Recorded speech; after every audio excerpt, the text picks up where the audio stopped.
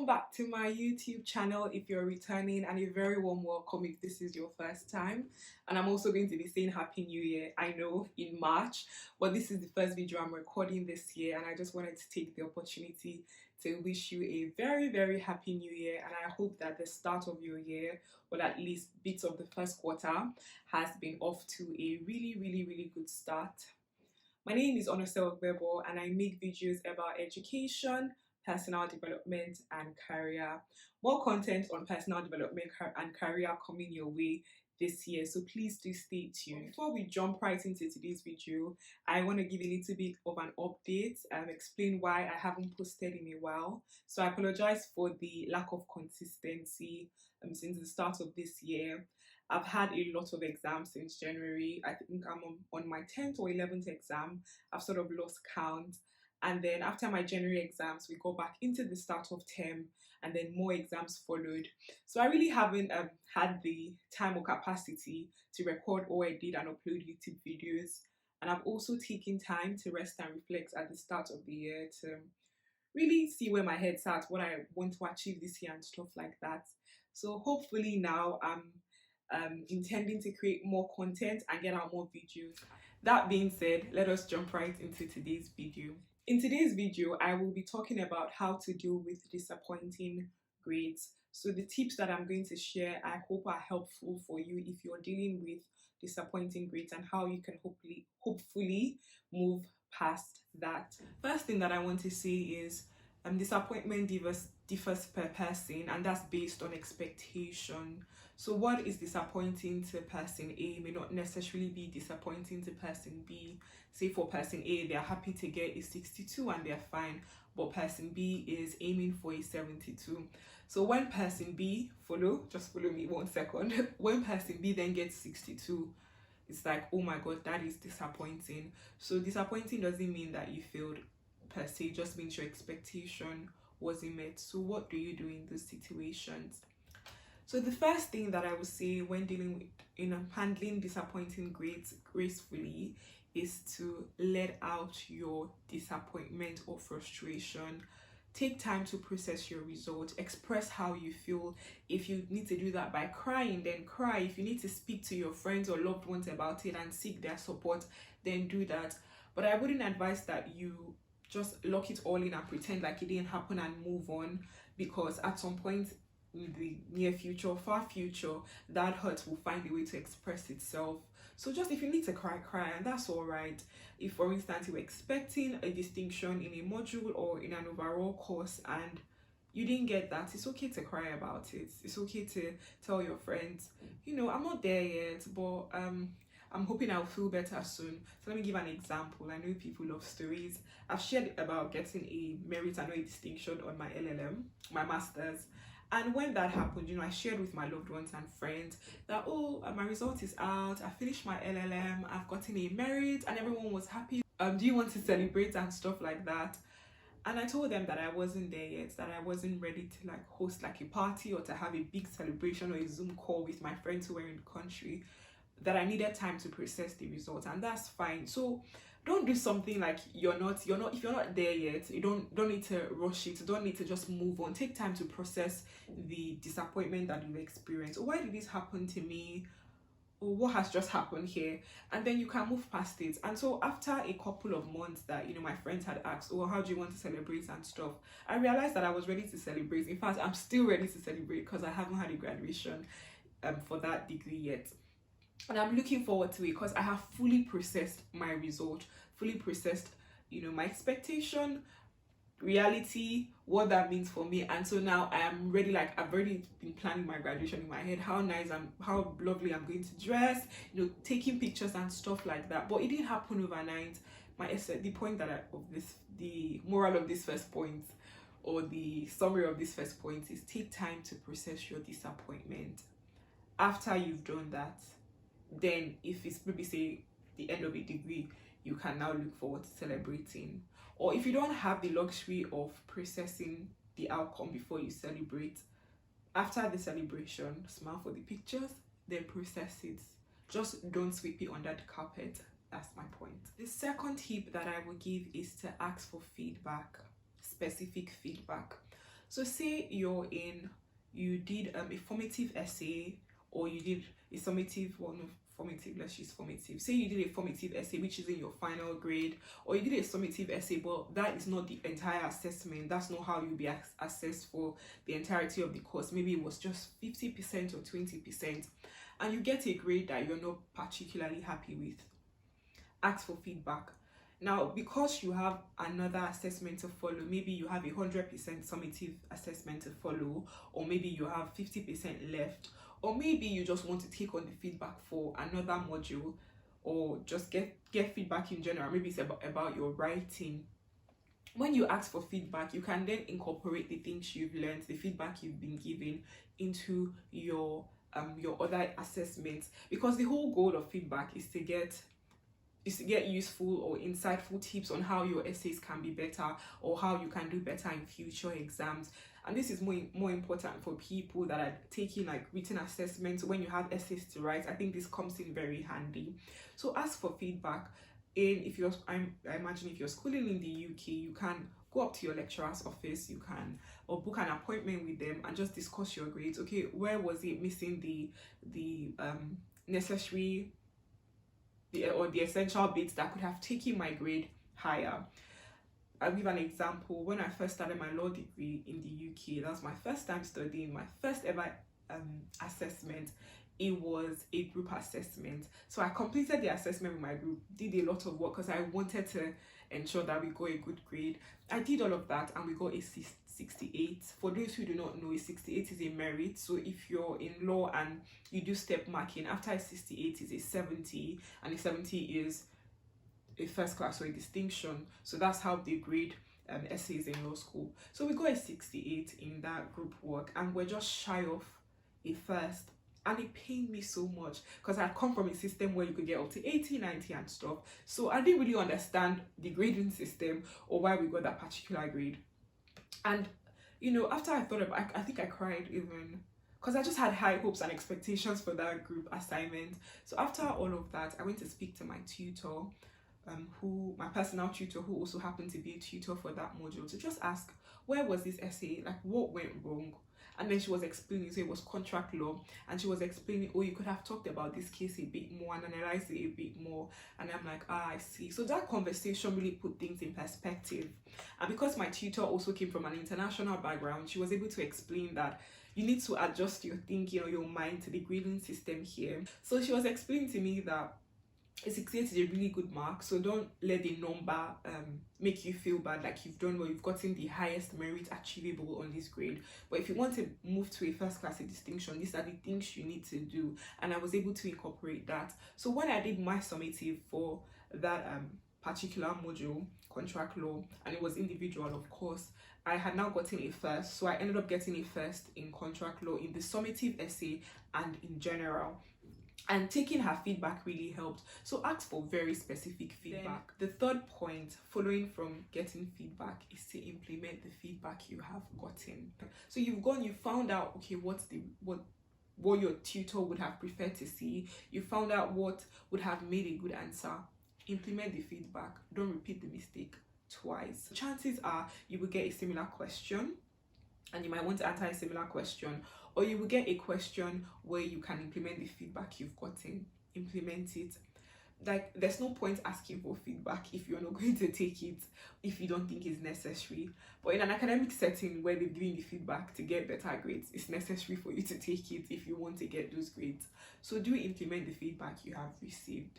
One way to ensure that you do this is to write out the feedback when you're giving. If you know you won't remember, take note of what you've been told by your tutor or lecturer. After that, practice implementing the feedback. Then you can go on to your tutor and ask, oh, is this essay better, for instance, or just have a look if you're that diligent. If you don't care that much, then just implement the feedback in your next summative assessment or essay. And another thing that I would say in line with this, so maybe you can call it the next tip, practice before your assessment. So a few points that I would say about practicing before your assessment. When you've received specific feedback, practice with it. So on my master's, there was this course that I really liked. I thought I was doing well at it. We did two formatives in the master's. So formatives, for those that don't know, I should have said this earlier. Formatives are like practice essays. You get scores, but it's just to prepare you to, like, mock exams basically. So they don't count towards your final grades. They're just practice assessments. So for my master's in this course on international finance, we did our first formative. I put my heart and soul into this essay. I wrote for hours. And what did I get? What was it that I got? I think I got something in the 60s. In my rate, it was maybe a 66 or a 60, not a 68. It was probably a 66 or a 65. And then people were getting 78. I remember the highest score was 78.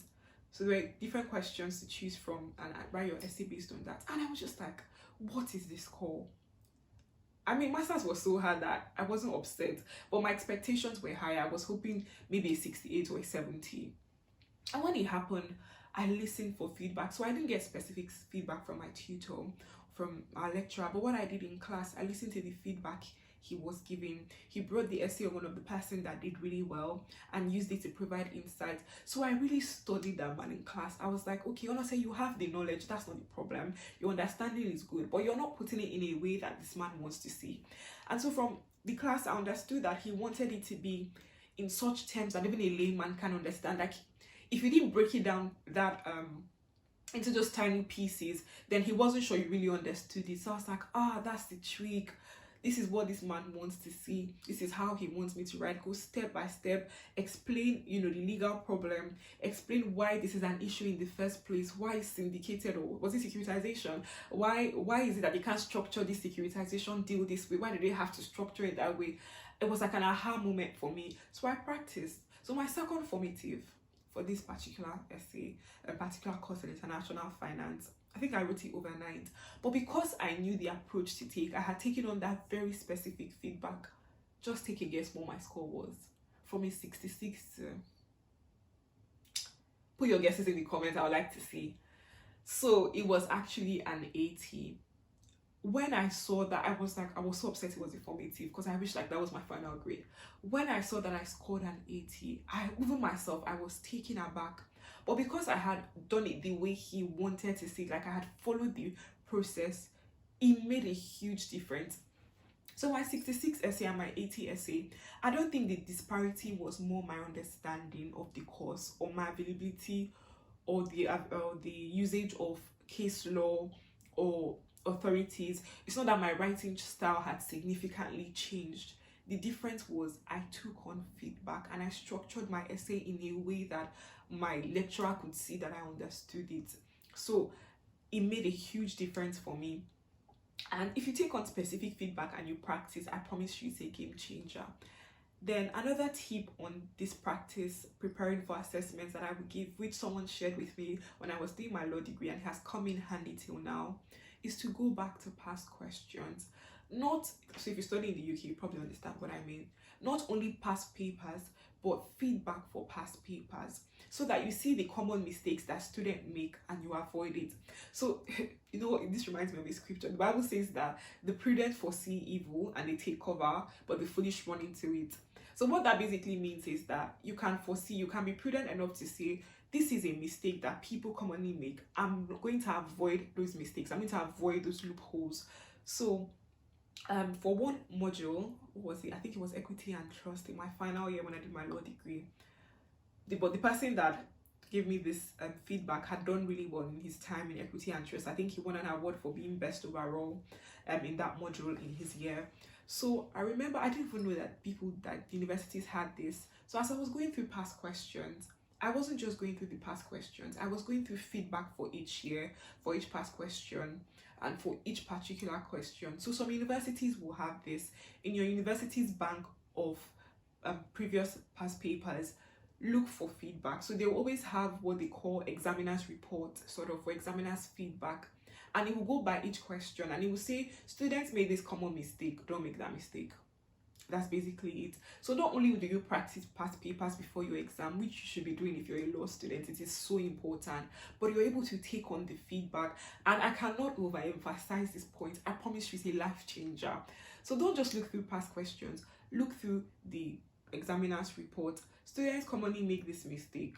then you know not to make it. So when you answer your past papers, when you practice, go and compare. Did you make those mistakes? How can you avoid them? And you will just be surprised at the level of difference this will make. Doing this can take your grade from a 62 to a 66, from a 62 to a 68. And I wonder, what difference does it make? When if you care about grades very specifically, if it comes down to getting your average, this might make a huge difference. This can take your grade from 68 to 72. So for law, if there are inaccuracies in your essays or inaccuracies in your understanding or application of the law, it can reduce your grade. So maybe other things in your essay are good, but your essay is inaccurate. So you could go from a 72 to a 68, which is a whole class difference. That's from a first to a 2-1. But if you check those past questions and you see that, you avoid the mistake because you've practiced and you're fully prepared. So yeah, that's my final tip. Practice.